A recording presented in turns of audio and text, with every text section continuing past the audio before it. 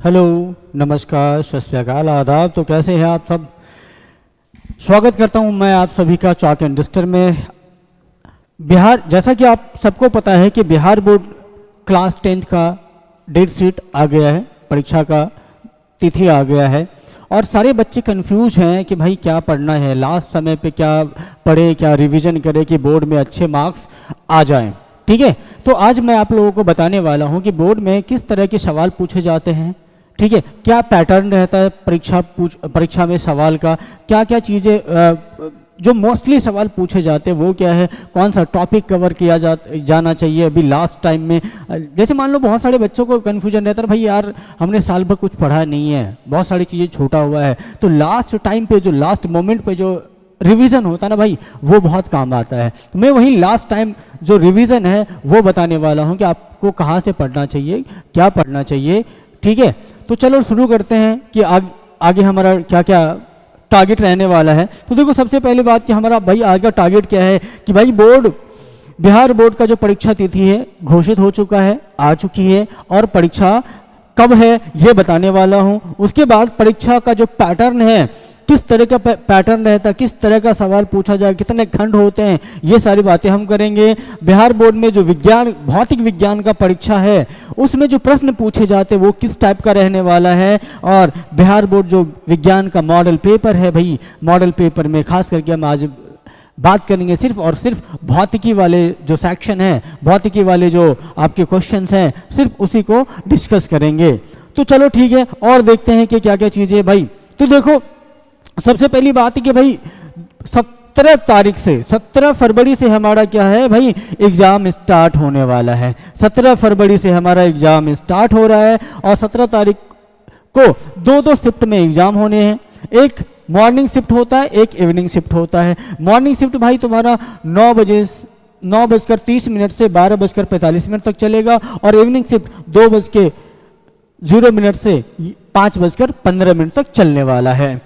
तो सबसे पहला जो दिन है आपका 17 फरवरी, वो है मंडे, और उस दिन आपका एग्जाम है हिंदी का, उर्दू का, मैथिली का, या फिर किसी ने बंगाली रखा होता है, बंगाली का होता है। और उसके बाद इवनिंग में भी बात करो तो इवनिंग में भी सेम शेड्यूल रहता है। उसके बाद 18 फरवरी की बात करते हो भाई, 18 फरवरी को क्या है आपका, मैथमेटिक्स है, मैथ है, गणित है। ठीक है, गणित है, ठीक, गणित।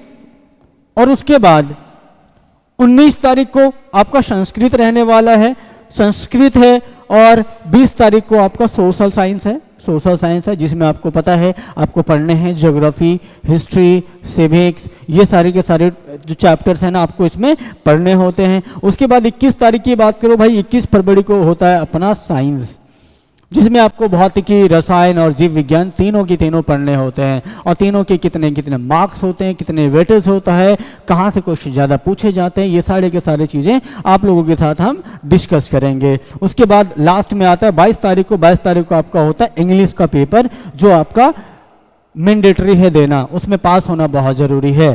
तो चलो भाई, इसके बाद क्या है, इसके बाद है भाई परीक्षा का पैटर्न, किस टाइप का सवाल पूछता है, कितना सवाल रहता है, कितने खंड होते हैं, और एक खंड के कितने प्रश्न होते हैं, और कितने प्रश्न हमें करने हैं और कैसे करने हैं, ये चीज़ें जानना बहुत ज़रूरी है। नहीं तो बच्चे जो है एग्जाम हॉल में जाके कंफ्यूज हो जाते हैं, भाई इतने सारे क्वेश्चन है, कौन सा करे, कौन सा छोड़ दे, कितना करे, कितना छोड़े, ये किसी को पता नहीं रहता है। तो बच्चे वहाँ पर जाके गलतियाँ कर जाते हैं। तो भाई इन गलतियों को रोकने के लिए, गलती से पहले गलतियों को रोकने के लिए बहुत ज़रूरी है किसी टीचर का मोटिवेशन लेना, किसी टीचर की बात सुन लेना, या जो आपके गार्जियन हैं वो अगर पढ़े लिखे हैं या फिर नहीं हैं तो किसी के पास आप जाएं, पूछें कि सर कैसा एग्ज़ाम होता है, पैटर्न कैसा रहता है। तो वही हम चाक एंड डस्टर वाले लेके आए हैं कि भाई बच्चों को एग्ज़ाम से पहले एग्जामिनेशन वाला जो मोटिवेशन होता है वो देने की कोशिश करेंगे।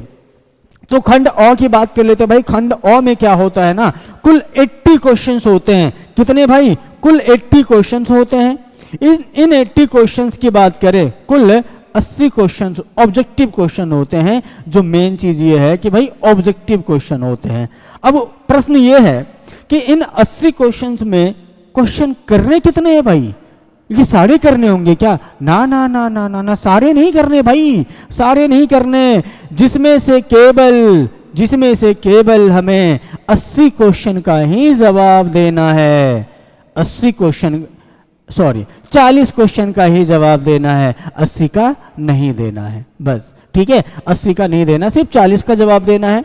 50% है भाई, 40 का जवाब दो, 40 आप छोड़ दो। तो इसके मार्क्स कैसे मिलेंगे भाई? मार्क्स कैसे मिलेंगे? तो 40 से अधिक आपने दे दिया, मान लो कि आपने 40 क्वेश्चन किया, ठीक है, 40 क्वेश्चन आपने किया, या आपको लगता है नहीं यार हमने गलती गिना है और अभी क्वेश्चन करना बाकी है, आपने और कर दिया, ठीक है, तो ऐसा नहीं कि आप 40 से ज़्यादा कर दोगे तो आपको 40 से ज़्यादा मार्क्स मिलेगा, ऐसा बिल्कुल नहीं है। तो 40 के 40 ही सवाल आपको बनाने हैं। OMR में भी वही 40 के 40 सवाल ही आपको भरने होंगे, ठीक है। तो उसके लिए क्या है भाई, 40 से अधिक प्रश्न के उत्तर देने पर प्रथम 40 का ही मूल्यांकन किया जाएगा। बात साफ है। अगर आपने 40 से ज़्यादा सवाल कर भी दिया ना भाई, तो कोई फायदा नहीं होने वाला है। इसीलिए आप ये मत समझना कि भाई हमने क्या किया, हम ना 60 क्वेश्चन कर लेते हैं, इसके 60 मार्क्स मिल जाएंगे। ना ना ना, बिल्कुल गलती मत करना। 60 क्वेश्चन नहीं करने आपको, 40 हैं तो बस आपको 40 ही करने हैं। अगर आपने ज़्यादा किया तो कोई फायदा नहीं है, सिर्फ होगा क्या, टाइम वेस्ट होगा। तो टाइम वेस्ट बिल्कुल भी नहीं करने हैं आपको एग्जामिनेशन हॉल में। उसके बाद है कि प्रत्येक प्रश्न के लिए 1 अंक निर्धारित है। जितने भी ऑब्जेक्टिव क्वेश्चन है भाई, उसके लिए सिर्फ 1 अंक निर्धारित है, 1 से ज्यादा अंक नहीं है। मतलब 40 क्वेश्चन है तो 40 अंक आपको मिलेंगे, 40 मार्क आपको मिलेंगे। उसके बाद सही उत्तर को उपलब्ध कराए गए OMR उत्तर पत्रक में दिए गए विकल्प को नीले या काले बॉल पेन से ही भरना होता है। हमेशा जब हमें बबल्स फिल करने होते हैं या जो आपका OMR सेट होता है उसको भरना होता है, तो हम हमेशा ब्लू या ब्लैक, काला या नीला जो बॉल पेन होता है ना, उसी का इस्तेमाल करते हैं। जेल पेन का बिल्कुल भी इस्तेमाल ना करें, ठीक है, सिर्फ और सिर्फ बॉल पेन का इस्तेमाल करोगे, ठीक है। चलो, आशा है कि आप लोगों को ये समझ में आ गई होगी चीजें। चलो आगे बात करते हैं कि क्या चीज है खंड बॉ। खंड बॉ में क्या रहता है भाई? खंड बॉ में देखो कितने क्वेश्चन रहते हैं। खंड बॉ में भाई टोटल जो क्वेश्चन की बात करते हैं तो 24 रहता है, ठीक है, 24 प्रश्न होते हैं। 24 प्रश्न में से, जिनमें से केवल 24 प्रश्न, यहां टाइपिंग मिस्टेक है, 24 प्रश्न के उत्तर नहीं देने होते हैं, 12 के उत्तर देने होते हैं, जिसमें से उन 12 में से, ठीक है, 6 कितने हैं, सिर्फ 12 प्रश्नों के ही उत्तर देना है, ठीक है। प्रत्येक प्रश्न के लिए 2 अंक निर्धारित होता है, ठीक है।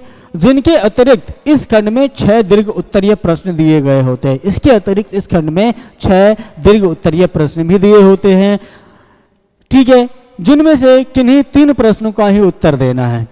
जो 6 प्रश्न होते हैं ना भाई, 6 प्रश्न ऐसा नहीं है कि सिर्फ ये आपके भौतिकी के हैं, नहीं, 6 प्रश्न में, इन 6 प्रश्न में, इन 6 प्रश्न में होता क्या है आपका, क्या क्या होता है भाई? आपका होता है भौतिकी,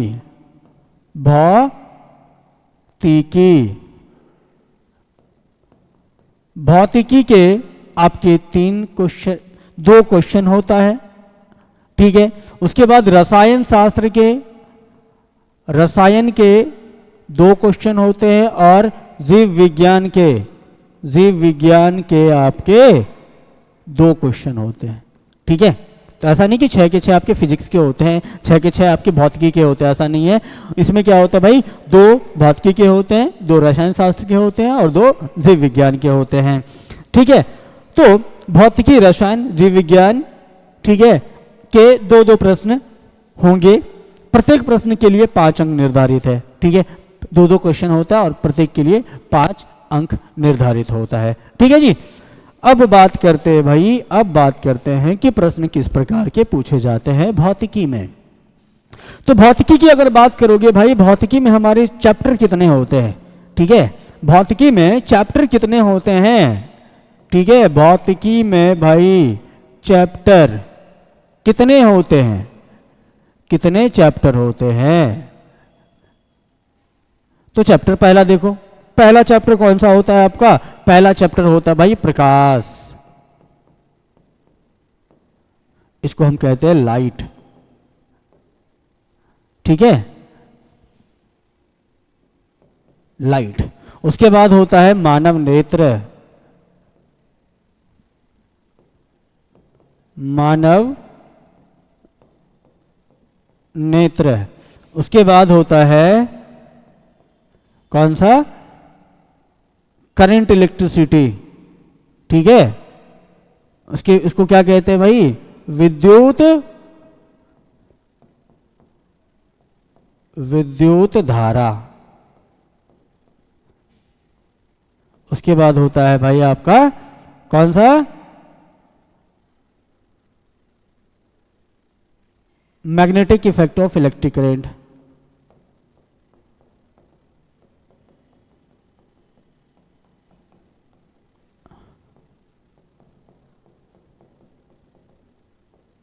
करंट, ठीक है, ये 3-4 चैप्टर हमारे पास रहता है। तो इसमें जो सबसे इंपॉर्टेंट है कि भाई सवाल का पैटर्न कैसा रहता है, कहाँ से सवाल ज़्यादा पूछा जाता है, कहाँ से कम सवाल पूछा जाता है, ये जान लेना बहुत ज़रूरी है। देखो खास करके अभी तक जो प्रीवियस ईयर क्वेश्चन है ना, अगर वो आप देखते हो तो आपको क्या दिखता है कि जो सबका सारे चैप्टर्स का ना एक ऐसा टॉपिक जरूर होता है जहाँ से हमेशा रेगुलरली सवाल रिपीट होता रहता है, ठीक है, रिपीट होता रहता है। अभी मैं आपको मॉडल पेपर दिखाऊंगा, मॉडल पेपर में आपको दिखा के समझाऊंगा कि कहाँ कहाँ से ज़्यादा सवाल पूछा जाता है और कहाँ से सवाल बिल्कुल ना के बराबर आता है। ये बहुत रेयर चांसेस होता है कि वहाँ से कोई सवाल आ जाता है, ठीक है। तो चलो आगे बात क्या है, आगे हम मॉडल पेपर देख लेते हैं कि मॉडल पेपर में क्या क्या चीज़ें हैं और किस टाइप का सवाल पूछा जाता है। मॉडल पेपर हमें एग्जैक्टली बता देता है कि भाई इस टॉपिक को अगर कवर कर लेते हैं ना तो बोर्ड में एक भी सवाल नहीं छूटने वाला है, ठीक है। देखो बोर्ड में भाई साइंस का जो पेपर होता है ना बहुत आसान है इसको पास करना, ठीक है। आसान क्यों है? आसान देखो अभी आसान इसीलिए हो गया ना कि देखो मैथ में भी तुम्हारा कितना होता है, 100 ऑब्जेक्टिव में 50 ऑब्जेक्टिव ही करने होते हैं, और साइंस में भी क्या है 80 ऑब्जेक्टिव में 40 ऑब्जेक्टिव करने हैं, और 80 के 80 ऑब्जेक्टिव है तुम्हारे पास, और 80 ऑब्जेक्टिव है तो भाई एक बात बताओ, क्या 80 ऑब्जेक्टिव में तुम बना नहीं पाओगे? क्या सारे के सारे टफ होते हैं? बिल्कुल ऐसा नहीं होता है। बहुत सारे ऐसे सवाल होते हैं जो 1 सेकंड के अंदर आप उसका आंसर दे सकते हो। जैसे अभी दिखाता हूँ, ये आपका मॉडल पेपर है, बिहार बोर्ड का मॉडल पेपर है, जो आपको दिखाता हूँ कि कितने आसान है ये, ठीक है। तो चलो पहला क्वेश्चन मैं इसमें दिखाता हूँ आपको कि कैसा आसान है, कितना आसान है, ये चीज़ मैं बताता हूँ। कह रहा है किसी प्रकाश स्रोत के सामने एक रुकावट रख देने पर क्या बनता है? क्या बनेगा भाई? कोई प्रकाश स्रोत है, हाँ, जैसे मान लो यहाँ से लाइट आ रही है और हमने इसमें एक रुकावट डाल दी है या एक दीवार डाल दी, क्या बनेगा? छाया, छाया बनेगा, उप छाया बनेगा, या दोनों बनेगा? कितना आसान है, सिर्फ छाया बनेगा। हाँ, आपने एक टॉर्च जलाना है, एक टॉर्च जलाना है और सामने दीवार है, रुकावट है, दीवार है, क्या उसके पीछे क्या बनेगा? उप छाया बनेगा क्या? नहीं, छाया, सिर्फ और सिर्फ छाया बनेगा, छाया बनेगा, बस बात खत्म है। इतना सोचना है। उसके बाद समतल दर्पण की फोकस दूरी क्या होती है भाई? समतल दर्पण है, प्लेन मिरर है, और प्लेन मिरर का भाई फोकस दूरी क्या होता है, फोकल लेंथ क्या होता है? इतना आसान। हाँ, एक प्लेन मिरर है भाई, एक प्लेन मिरर है, हाँ, एक प्लेन मिरर आपके पास है, एक प्लेन मिरर मान लो ये है, ठीक है, एक प्लेन मिरर है तो इसका फोकल लेंथ कितना होता है? फोकल लेंथ कितना होता है? इन्फिनिटी। हाँ, फोकल लेंथ बिल्कुल इन्फिनिटी होता है, शून्य तो होता नहीं है, इन्फिनिटी होता है। देखो कहां तक जा रहा है ये, क्योंकि प्लेन है ना भाई, एक प्लेन मिरर है, ये एक समतल दर्पण है, इसका इन्फिनिटी होता है, ठीक है। मैं लिख देता हूं, यहां पर लिख देता हूं, ठीक है। अगर मैं फोकस दूरी की बात करूं, समतल दर्पण का क्या होता है और गोलीय दर्पण का क्या होता है, ठीक है। तो देखो समतल दर्पण में बात करो तो समतल दर्पण का आपका क्या होगा? इन्फिनिटी होगा। और उसके बाद अगर हम बात करते हैं जो आपका गोलीय दर्पण है, गोलीय दर्पण में आपका जो अवतल और उत्तल दर्पण है, दोनों का कितना कितना होता है आपको बताता हूं, ठीक है। देखो समतल दर्पण की बात करें, समतल दर्पण, समतल दर्पण, ठीक है, का फोकस दूरी कितना होता है भाई? अनंत होता है, अनंत होता है। ठीक है, अनंत होता है। अब भाई अब उसके बाद क्या? अब जो गोलीय दर्पण है क्या उसका भी अनंत होता है?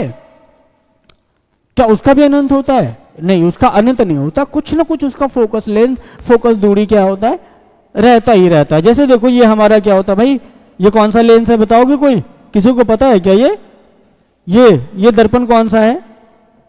कौन सा दर्पण हमने बनाया? ये इसको भैया कहते हैं हम कॉनकेव या फिर अवतल दर्पण, और ये होता है हमारा उत्तल दर्पण।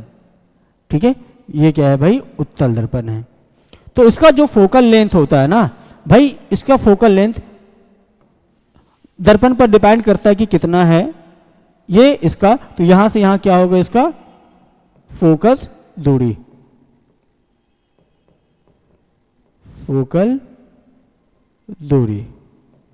ठीक है, और इसका भी ये क्या है? यहां इसका फोकस है। ठीक है, यहां से लेके यहां तक क्या होगा? इसका फोकस दूरी, फोकस दूरी। ठीक है जी, यहां से यहां तक फोकस। तो समतल दर्पण का ही सिर्फ और सिर्फ क्या होता है? इन्फिनिटी होता है, मतलब क्या? अनंत होता है, अनंत होता है। ठीक है, अब देखो कितना आसान सवाल है। अब एक और आसान सवाल, 1 मीटर फोकस दूरी वाले उत्तल लेंस की क्षमता क्या होगी? Power of the lens, power कितनी होगी? अगर फोकल लेंथ दिया हुआ है भाई कितना है? अगर फोकल लेंथ हमारा दिया हुआ है 1 मीटर है, तो फोकस जो है कह रहा है कि भाई उत्तल लेंस का कितना होगा पावर?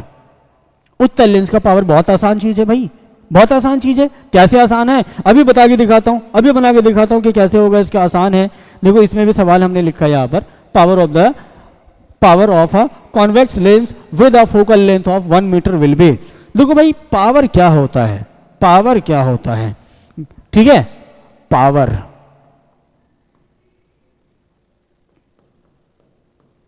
क्या होता है?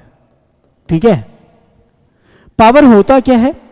पावर होता है भाई हमारी जो आंख होती है ना, आंखों के अंदर एक लेंस होती है, लेंस की जो फोकल लेंथ होती है ना वो एडजस्टेबल होती है। मतलब क्या? वो अपने आप को एडजस्ट कर सकती है। ठीक है, एडजस्ट करने की जो क्षमता होती है लेंस की, वही उसकी क्या होती है? पावर होती है। ठीक है, तो पावर होता क्या है? पावर का फॉर्मूला क्या होता है जान लेते हैं। पावर होता है भाई 1 बाई एफ। एफ के यहां पर फोकल लेंथ है। अगर हमने 1 बाई एफ किया है ना, तो फोकल लेंथ जो है ना, जो फोकस दूरी है, फोकस दूरी किस में लेना होता है भाई? फोकस दूरी लेना होता है हमारा मीटर में। ठीक है, और ये इसका जो एसआई यूनिट होता है, एसआई यूनिट ऑफ, या फिर अरे लिखो कोई दिक्कत नहीं है, एसआई यूनिट ऑफ पावर। अगर पावर का ऐसा यूनिट बात करते क्या होता है? डायोप्टर होता है। ठीक है, इसको हम क्या करते हैं? कैपिटल डी से दिखाते हैं। ठीक है, डी से दिखाते हैं। उसके बाद अगर मान लो कि फोकल लेंथ सेंटीमीटर में हो, तब कैसे निकालोगे? उसके लिए एक और फॉर्मूला आता है। ये इसी फॉर्मूले को हम क्या करते हैं ना भाई, थोड़ा सा अपग्रेड कर देते हैं।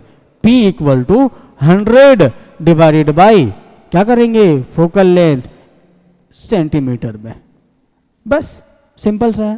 तो बताओ इस क्वेश्चन का आंसर कैसे करोगे? तो यहां से निकालना है भाई क्वेश्चन नंबर 3, और इसका आंसर मुझे बताओ कितना होगा? तो पावर इक्वल टू होता है 1 बाई एफ इन मीटर। तो पावर इक्वल टू 1 बाई 1। एक चीज गलती यहां पर क्या होता है बच्चों के द्वारा देख लो। गलती ये होता है कि भाई इसका जो फोकल लेंथ होता है, किसका? कॉन्वेक्स लेंस का फोकल लेंथ पॉजिटिव होता है कि नेगेटिव होता है, धनात्मक होता है कि ऋणात्मक होता है, इंपॉर्टेंट ये है।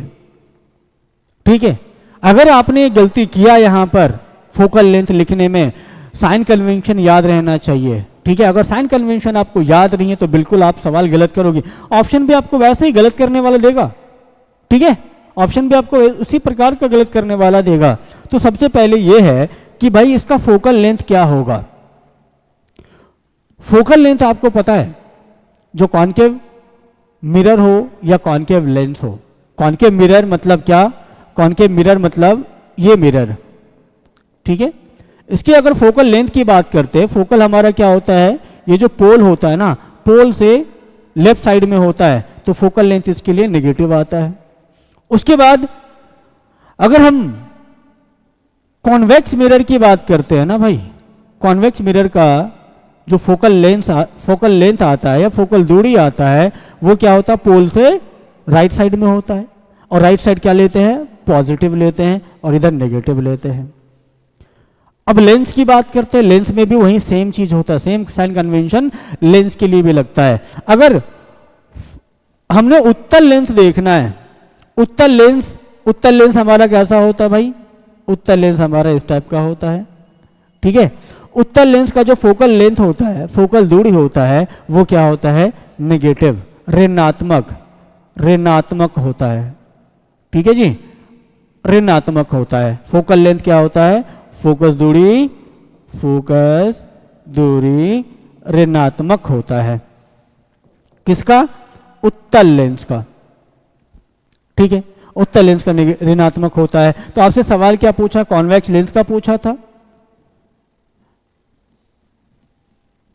ये क्या बता दिया आपको, इसका पॉजिटिव साइड में है ना, ठीक है, इसका धनात्मक होता है, गलती हो गई, धनात्मक, ठीक है, धनात्मक होती है, ठीक। तो अब बताओ इसका आंसर कितना होगा। आंसर देखो, अब आंसर निकालने के लिए क्या करोगे, अब यहां पर लिखोगे P इक्वल टू 1/f लिखोगे, इन मीटर लिखोगे, तो क्या मिल जाएगा यहां पर 1/1 मीटर इक्वल टू, ये क्या हो जाएगा 1 डायोप्टर। तो पावर ऑफ द लेंस कितना आ गया भाई, 1 डायोप्टर, ठीक है, इतना आसान है। मैंने टाइम इसी के कारण लिया ना, ताकि आपको बता पाए कि चीजें कहाँ गलती कर सकते हो, ठीक है, गलती नहीं करनी है, गलती से बचने के लिए ही चीजों को समझाया जाता है, ठीक है, नहीं तो ये 1 सेकंड का सवाल है, ठीक है, 1 सेकंड का सवाल है। तो बताओ क्या हो जाएगा, ऑप्शन सी हो जाएगा। अब कह रहा है कि निम्नलिखित में से किस लेंस को अपसारी लेंस कहा जाता है। अपसारी लेंस, अपसारी और अभिसारी आपने सुना होगा, अपसारी लेंस होता है, एक अभिसारी लेंस होता है। तो चलो दोनों की बात करते हैं भाई, दोनों चीजें क्या क्या है, अपसारी और अभिसारी लेंस क्या होता है। आपने 2 प्रकार की लेंस पढ़ी होगी, आपने 2 टाइप की लेंस पढ़ी है अभी तक। एक होता है आपका इस टाइप का जो आपने पढ़ा होगा, ये, और आपने एक ये लेंस पढ़ा, ठीक है, ये दोनों लेंस, ठीक है, दोनों लेंस है। और यहां पर कह रहा है कि निम्नलिखित में से किस लेंस को अपसारी लेंस कहते हैं। याद कर लो, कोई दिक्कत नहीं, लेकिन चीजों को समझ के याद करोगे ना भाई, तो हमेशा काम आता है, जिंदगी भर काम आता है, ठीक है। तो यहां पर कह रहा है कि which of the following lens is called diverging, मतलब कि डाइवर्ज कर रहा है, अपसार मतलब कि जो रेज है ना, रेज को क्या कर रहा है, वो डाइवर्ट कर दे रहा है, डाइवर्ज कर दे रहा है, दूर भगा दे रहा है, ठीक है। तो दूर भगाने वाले कौन है बताओ। इसमें से अगर तुम क्या करते हो ना, अगर यहां पे लाइट डालते हो, लाइट रेज डालते हो, ये क्या करता है भाई, यहां पर कन्वर्ज कर देता है, एक पॉइंट पे कन्वर्ज कर दिया। ये तो डाइवर्ज नहीं किया ना चीजों को, दूर दूर तक तो नहीं भगाया ना। भगाएगा कौन, भगाएगा भाई ये अपना, ये जो अपना लेंस है ना भाई, ये क्या करता है, ये इस तरह से डाइवर्ज कर देता है। आपसे यही तो पूछा था, डाइवर्जिंग लेंस पूछा था या अपसारी लेंस पूछा था। तो डाइवर्जिंग लेंस कौन सा हो गया बताओ भाई, ये क्या है भाई, उत्तल या अवतल है, ये भैया अवतल लेंस है। कहा है ये, अवतल लेंस। और ये क्या है भैया, उत्तल लेंस, ठीक है, उत्तल लेंस है, ठीक है। अब आगे बात करते हैं, तो बताओ कौन सा हो जाएगा भैया? कॉनकेव, कॉनकेव, अवतल, अवतल, अवतल लेंस, अवतल लेंस हो जाएगा। अब आगे है प्रकाश की चाल विभिन्न माध्यमों में होता है, भिन्न भिन्न, समान, ए और बी दोनों, अलग अलग, क्या नहीं पता नहीं। प्रकाश की चाल याद है आपको? प्रकाश की चाल, स्पीड ऑफ लाइट कितनी होती है? क्या पता है किसी को प्रकाश की चाल कितनी होती है? बताएगा कोई? प्रकाश की चाल, प्रकाश की चाल, प्रकाश की चाल कितनी होती है? हाँ, ये होती है भाई 3 × 10⁸ मीटर पर सेकेंड। लेकिन कहां कहां, किस मीडियम में? हाँ, माध्यम में। कौन से माध्यम में? ये जरूरी है भाई जान लेना, क्योंकि प्रकाश की चाल अलग अलग माध्यम में अलग अलग होती है। माध्यम की बात करते, माध्यम होता क्या है? तो माध्यम जैसे देख लो, एक वैक्यूम होता है। हाँ, वैक्यूम का मतलब जो स्पेस है, स्पेस स्टेशन जहां है स्पेस, या फिर जहां पर हवा नहीं है, ठीक है, हवा नहीं है, वो क्या स्पेस है, या फिर जहां हवा है, दोनों जगह हम क्या कहते हैं कि जो स्पीड ऑफ लाइट है या फिर प्रकाश की गति है समान रहती है। लगभग कितनी रहती है? 3 × 10⁸ मीटर पर सेकेंड या 3 लाख किलोमीटर पर सेकेंड की स्पीड रहती है। लेकिन अगर मीडियम चेंज कर दे तो, माध्यम चेंज कर दे तो, माध्यम चेंज करने के बाद भाई इसकी जो प्रकाश की चाल है ना वो भी चेंज हो जाती है, बदल जाती है। माध्यम चेंज करने का मतलब है आपने क्या किया, यहां पर डेंशन मीडियम डाल दिया, सघन माध्यम में ले आया उसको। सघन माध्यम कहने का मतलब है कि आपने ग्लास में लाइट को ट्रैवल कराया। ग्लास क्या है? सघन माध्यम है। हवा क्या है? विरल माध्यम है। अगर विरल माध्यम से सघन माध्यम में जाती है ना भाई, तो लाइट की जो स्पीड है कम हो जाती है।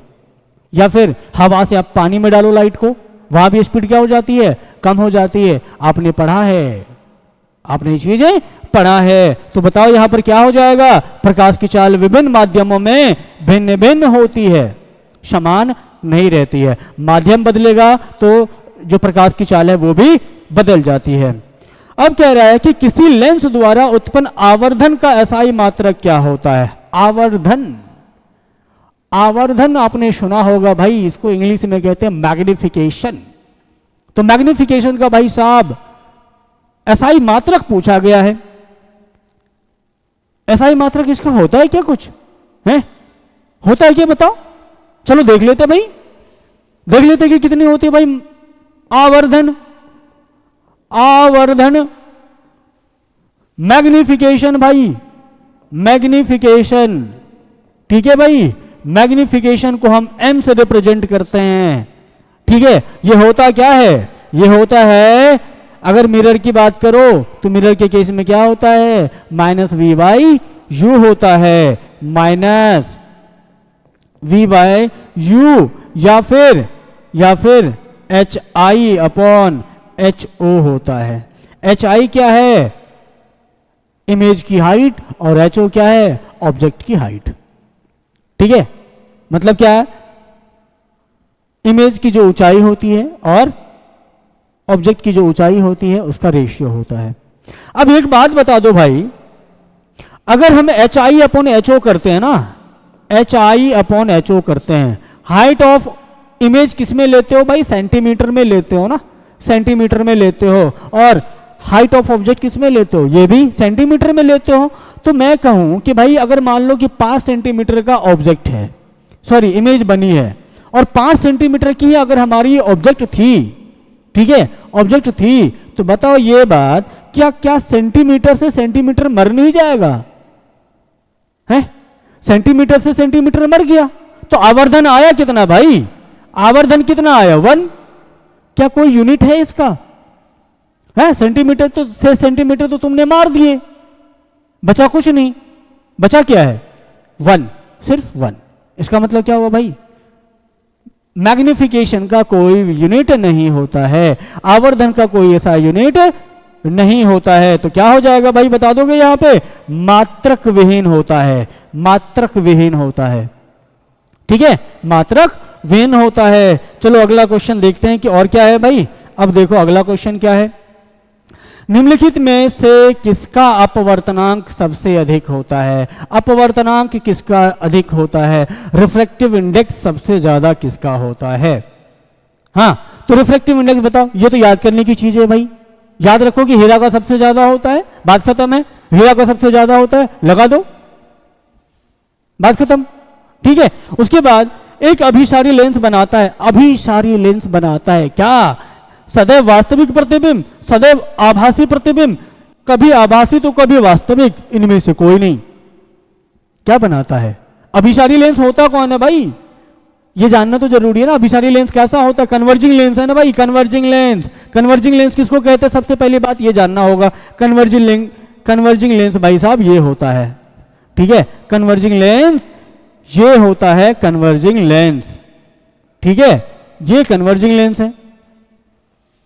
अब ये क्या करता है? कैसी इमेज बनाता है भाई? ये दो टाइप की इमेज बनाता है, एक बनाता है रियल, एक बनाता है वर्चुअल। एक बनाता है आपका वास्तविक, एक बनाता है आभासी, ठीक है। तो इसमें से क्या हो जाएगा बताओ?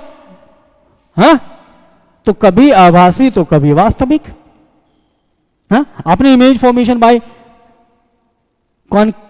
ये कॉन्वेक्स मिरर देखा होगा, कॉन्वेक्स लेंस देखा होगा, कॉनकेव मिरर देखा होगा। ये इमेज फॉर्मेशन भी याद रहने चाहिए, ठीक है। चलो, आकाश का नीला रंग होना किस परिघटना का परिणाम है? आकाश का रंग नीला हमें क्यों दिखता है? तो ऐसे ऐसे सवाल है आपके पास, बताओ। अपवर्तन, परिकिरण, परावर्तन या इनमें से कोई नहीं? हाँ बताओ। स्कैटरिंग, हाँ, परिकिरण होता है।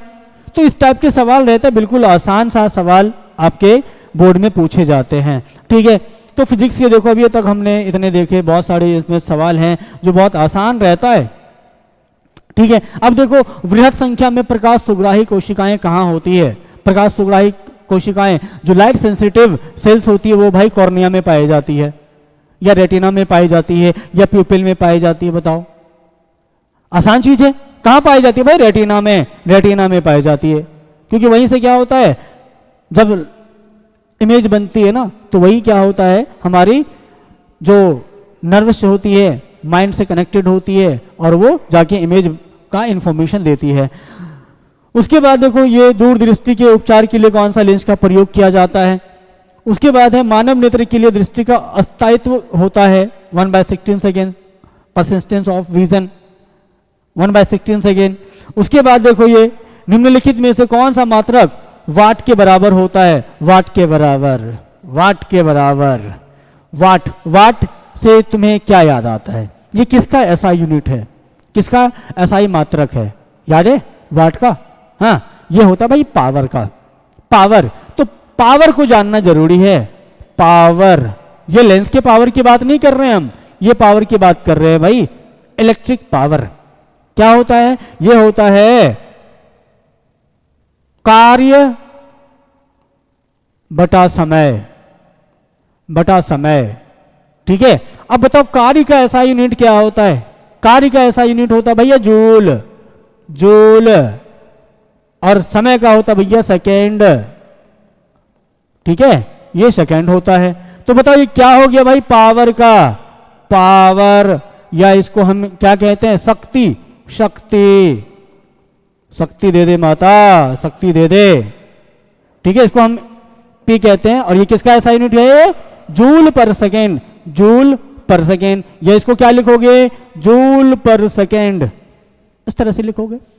या इसी को हम क्या कहते हैं? वाट कहते हैं, वाट। हिंदी में भी इसको वाट ही कहते हैं भैया, वाट ही कहते हैं, ठीक है। अब देखो, तो जूल पर सेकेंड, जूल पर सेकेंड, देखो ये बी ऑप्शन, बस। अब अगला चीज, 1 किलोवाट घंटा बराबर कितना यूनिट? 1 किलोवाट घंटा। 1 किलोवाट घंटा का मतलब भैया होता है 1 यूनिट, 1 किलोवाट आवर। किलो का मतलब क्या होता है भाई? किलो का मतलब 1000 होता है। 1 kilowatt, 1 kilowatt hour, 1 kilowatt hour मतलब क्या हो गया? 1000 वाट आवर। और ये क्या होता है? 1 यूनिट के बराबर होता है, 1 यूनिट के बराबर होता है, ठीक है, ठीक है। तो ये कितना हो गया भैया? यूनिट, 1 यूनिट हो गया। विद्युत शक्ति का एसआई मात्रक अभी बताया था, अभी अभी अभी अभी जस्ट अभी अभी अभी बताया था, जूल पर सेकेंड होता है। लेकिन यहां पर क्या जूल पर सेकेंड है? नहीं है। तो उसके लिए मैंने अलग चीज एक और बताया था भाई, इसका क्या होता है? इसका होता है वाट। वाट भी पावर का ही, शक्ति का ही मात्रक होता है। ठीक है, तो क्या हो जाएगा भाई इसका? देखो विद्युत शक्ति बोला है, विद्युत शक्ति वाट वाट वाट। ठीक है, 1 किलो वाट आवर बराबर होता है, आपको याद रखना होगा, ये आपको याद रखना होगा कितना होता है, लेकिन मैं निकाल के दिखा देता हूं कि कितना होता है। अब देखो 1 किलो वाट आवर बराबर, अभी आपने देखा, आपने क्या देखा कि 1000 वाट आवर होता है। ठीक है, तो यहां पर देखो क्या पूछा है कि जूल में कितने होंगे। आपको जूल में निकालने हैं ना, तो क्या करोगे भाई? क्या करना है इसको? क्या करना है इसको? आवर में चेंज करोगे। आवर 1000 मल्टीप्लाइड बाय 1 घंटा में कितना सेकेंड होता है? 3600 सेकेंड होता है, इंटू वाट कितना हो जाएगा बताओ?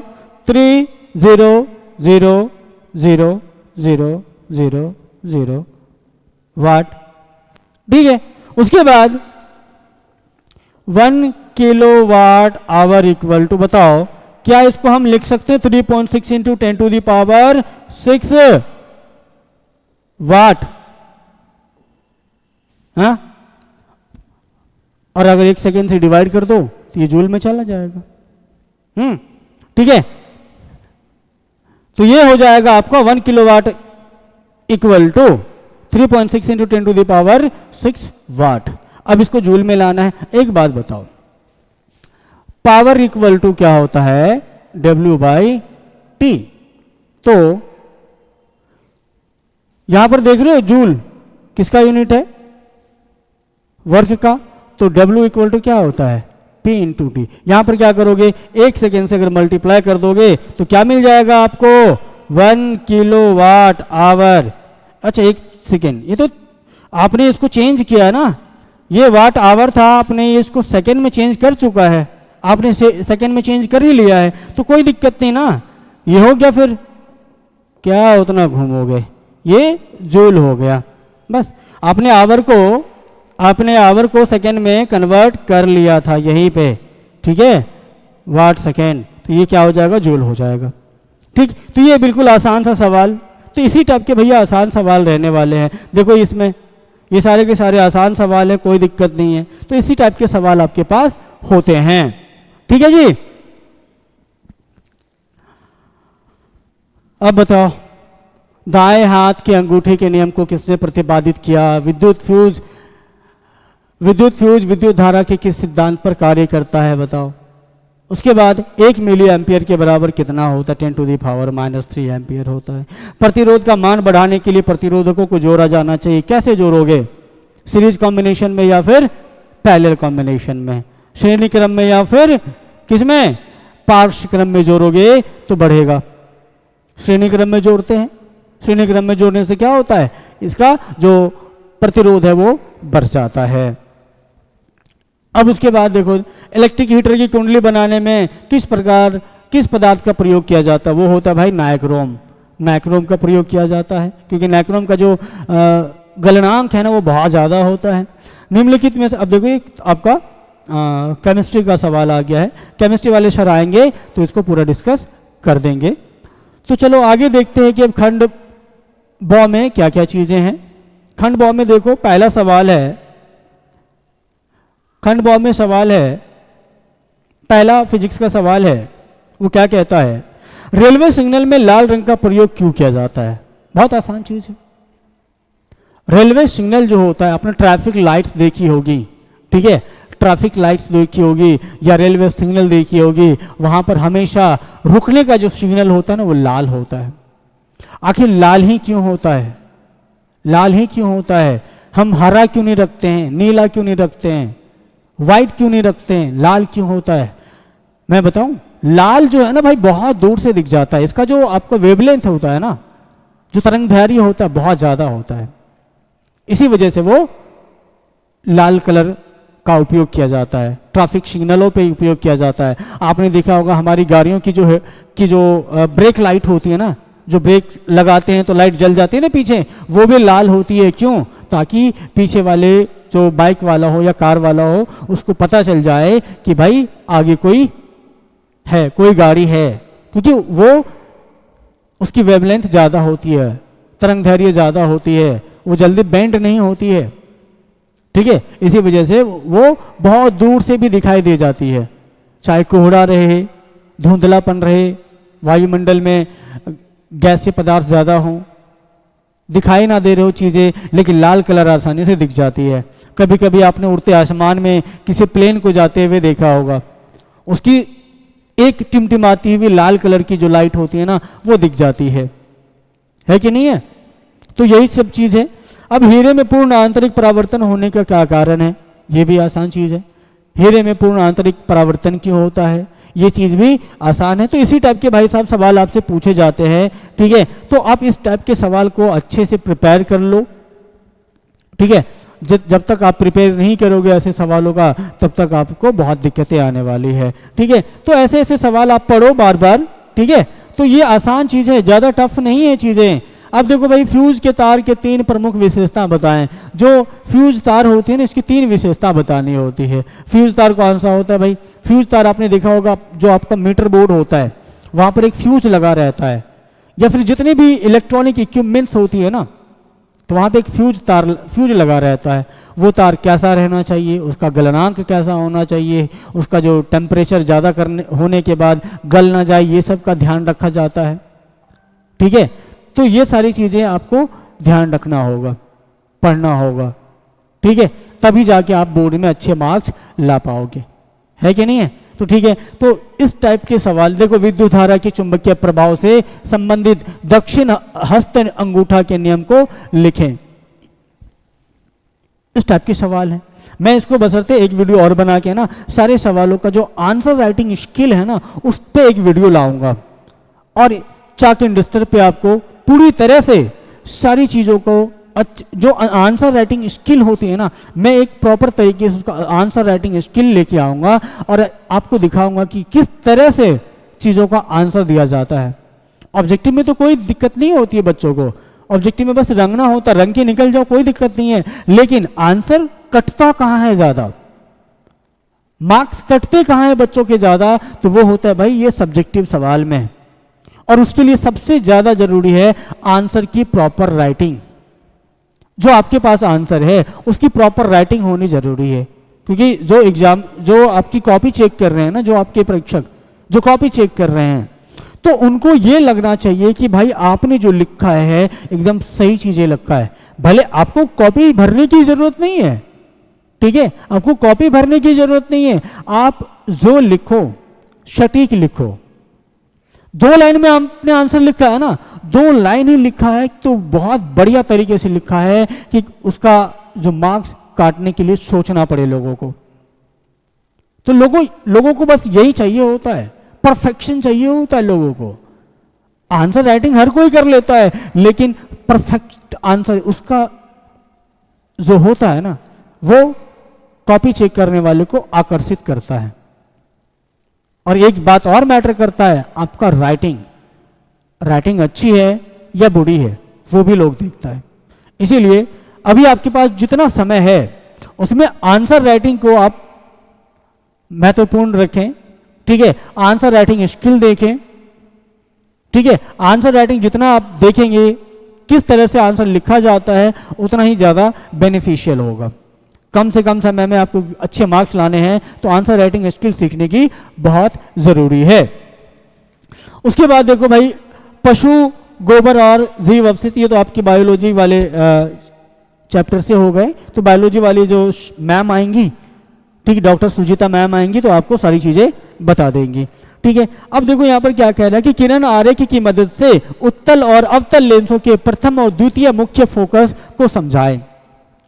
प्रथम और द्वितीय मुख्य फोकस जो होता है, first and second principal focus of the concave mirror, concave lens और कॉन्वेक्स लेंस, दोनों को समझाना है। आसान चीज है। उसके लिए आपको आना चाहिए। ठीक है, तो ये चीज़ें मैं अभी जब क्रैश कोर्स स्टार्ट करने वाला हूँ 15 जनवरी से चाक एंड डिस्टर पे आपके लिए एक क्रैश कोर्स लॉन्च किया जाना है, जिसमें आपको प्रॉपर तरीके से सारे चैप्टर जो है ना पढ़ाया जाएगा, कराया जाएगा, चाहे फिजिक्स हो, केमिस्ट्री हो, बायोलॉजी हो, एसएसटी हो, मैथ्स हो, प्रॉपर तरीके से सारे के सारे चैप्टर यहाँ पे आपको पढ़ाए जाएंगे। जो भी आपका भोला बिशरा कॉन्सेप्ट है, सवाल है, जवाब है, वो सारे के सारे आपको चाक एंड डिस्टर पे मिल जाएगा। आप हमारा यूट्यूब चैनल सब्सक्राइब करें, ऐप है, ऐप देखें, ऐप इंस्टॉल करें, आपको प्रॉपर वीडियो के डिस्क्रिप्शन में लिंक मिल जाएगा, फॉलो करें। ठीक है, और आपको हमेशा एक अच्छा कंटेंट दिया जाएगा जिससे बिहार बोर्ड में आपको अच्छे मार्क्स लाने होंगे, लाने हैं, जरूर लाएंगे आप ला सकते हैं, बस आपको चाहिए एक प्रॉपर गाइड, किस तरह से सवाल किया जाए, नहीं किया जाए, ये भी बहुत जरूरी होता है बच्चों को एन मौके पर बताना। नहीं तो बहुत सारे बच्चे आजकल ऐसे होते हैं ना भाई, पढ़ते तो बहुत है लेकिन उनके पास पता नहीं होता है कि भाई जवाब कैसा लिखें, क्योंकि कभी किसी ने उसको बताया नहीं होता है। ठीक है, तो आपके लिए चाक एंड डिस्टर लाया है एक आंसर राइटिंग स्किल, जिसमें आपको दिखाया जाएगा, समझाया जाएगा, बताया जाएगा कि आंसर किस प्रकार से लिखा जाए, किस टाइप के क्वेश्चन को कैसा आंसर लिखा जाए कि मार्क्स बिल्कुल भी ना कटे। ठीक है, तो चलो आगे क्या है, देखो आगे क्या है भाई, आगे देखो यही सवाल है कि डायनेमो क्या है, इसके सिद्धांत और क्रिया का स्वच्छ चित्र के सहारे करें। यह सवाल आज तक किसी को नहीं छोड़ा है, ये सवाल भाई साहब आज तक किसी को नहीं छोड़ा है। बोर्ड के हर साल डायनेमो से रिलेटेड सवाल हमेशा आता है, तो इस टॉपिक को जितनी बार हो सके पढ़ लो, सवाल एक तय है। ठीक है, तो बिहार बोर्ड वाले हमारे टाइम पे भी यही सवाल पूछे थे, बहुत समय पहले की बात है, अभी भी वही सवाल बार बार रिपीट किया जा रहा है। डायनेमो का मॉडल, स्वच्छ चित्र बना के उसका वर्णन करना है, आसान चीज है, हर साल पूछा जाता है, हर साल डायनेमो से रिलेटेड सवाल पूछा जाता है। तो जब आप पढ़ोगे, समझोगे चीजों को, तभी जाके हो पाएगा अच्छा मार्क्स, तभी आ पाएगा अच्छा मार्क्स। उसके बाद अगर बात करें तो रसायन शास्त्र है, रसायन शास्त्र में हमारे जो प्रकाश सर हैं आपको पढ़ाएंगे रसायन शास्त्र। ठीक है, देखो मैं यहां पे बता दूं भाई, चाक एंड डिस्टर में देखो अब हो तो गया, ठीक है, खत्म है, थैंक यू।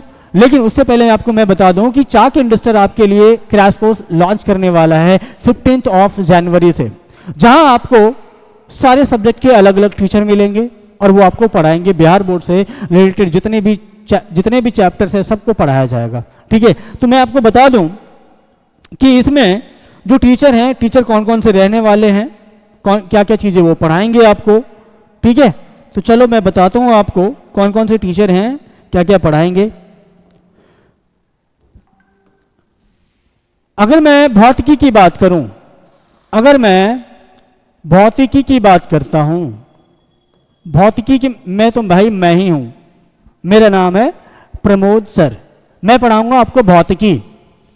ठीक है, भौतिकी प्रमोद सर पढ़ाएंगे आपको भौतिकी बेटा। उसके बाद अगर मैं रसायन शास्त्र की बात करता हूं, रसायन शास्त्र में आपके हैं प्रकाश सर। ठीक है, प्रकाश सर हैं। उसके बाद अगर जीव विज्ञान की बात करूं, जीव विज्ञान लेकर आएंगी आपके लिए डॉक्टर सुजीता मैम।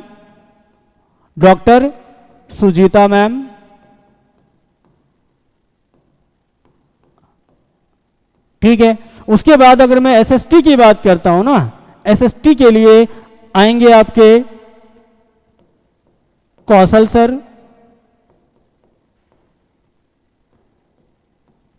सर आएंगे। और सबसे लास्ट जो गणित है ना भाई साहब, गणित के लिए आपके हैं राजू सर। ठीक है, राजू सर। ठीक है, तो ये हमारे सर हैं जो आपको 15 जनवरी से जो स्टार्ट होने वाला क्रैश कोर्स है ना, उसके लिए ये सारे टीचर लोग हैं आपके लिए अवेलेबल हैं।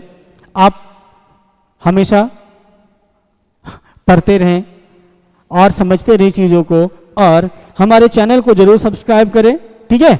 हमारे चैनल को जरूर सब्सक्राइब करें, चाक एंड डस्टर के नाम से है। आपको डिस्क्रिप्शन में लिंक मिल जाएगा, ऐप का भी मिल जाएगा, ऐप भी आप इंस्टॉल करें और हमारे शुरू होने वाले क्रैश कोर्स का भरपूर फायदा उठाएं। ये फ्री ऑफ कॉस्ट रहेगा, फ्री ऑफ कॉस्ट, कोई दिक्कत नहीं, आपको पैसे देने की जरूरत नहीं है, ठीक है जी। चलो नमस्कार, सत श्री अकाल, आदाब, ठीक है, दोबारा से, ठीक है। मिलते हैं अगली क्लास में।